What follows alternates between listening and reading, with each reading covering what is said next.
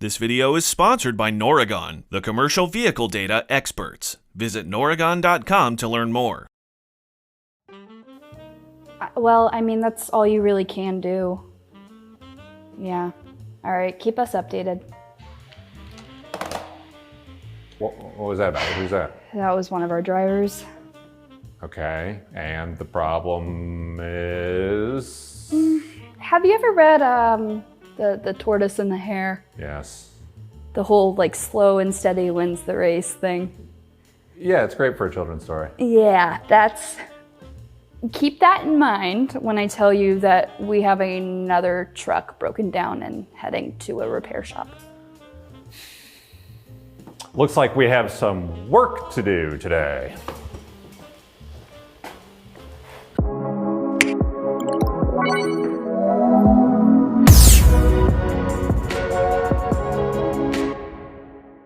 Hi everyone, welcome to FE's Data Center, the series that aims to make truck data approachable. I'm Tess. And I'm Jason, and the only thing worse about starting your vehicle and seeing a light appear on the dash is finding out about the problem while you're on the road.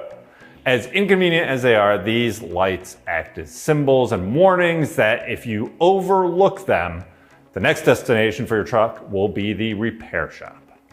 And just like a cover of a book, however, these dashboard warning lights won't provide you with substantial information, and a proper diagnosis should be conducted as soon as possible. The detailed information on a telematics dashboard will help ensure the correct repair and prevent further damage.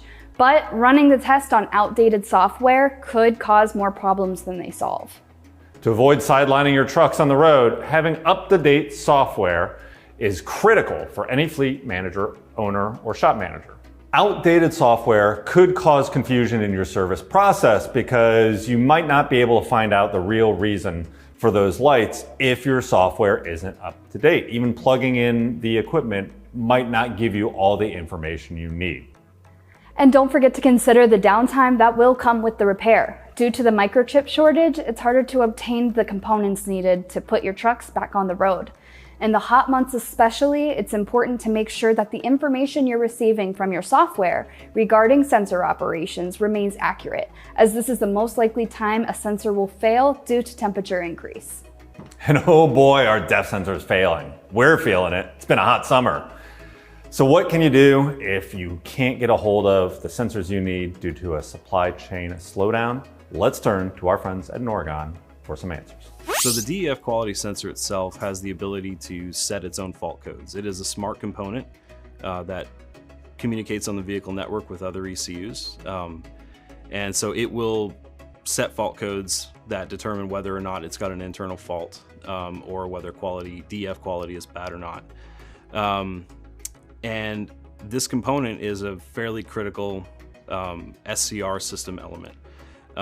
The emissions control strategies rely on it to know whether or not you've got good DEF quality in the tank so that the after treatment control module can, adjust dosing and adjust its strategy correctly to control NOx.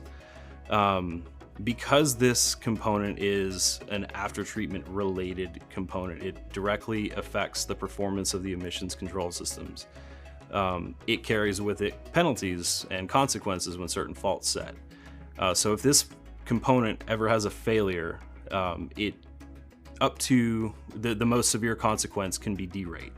And that's what we're seeing in the field right now with a lot of these sensors failing, is trucks getting stuck in 5-mile-an-hour derate.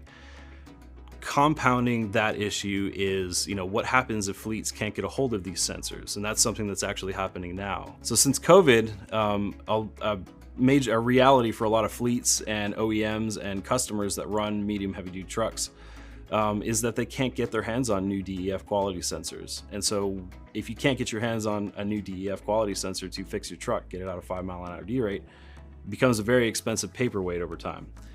And so OEMs have been working with the EPA to create a stopgap measure to allow the trucks to continue operation without requiring a new DEF quality sensor. They will temporarily program out the DEF quality sensor from having influence to the after treatment control module and the emissions control strategies. And they've basically reverted back to the first generation SCR indirect DEF quality measurement type. So the SCR system still works. The vehicle is still emissions compliant in terms of NOx control, just without requiring the DEF quality sensor to be present.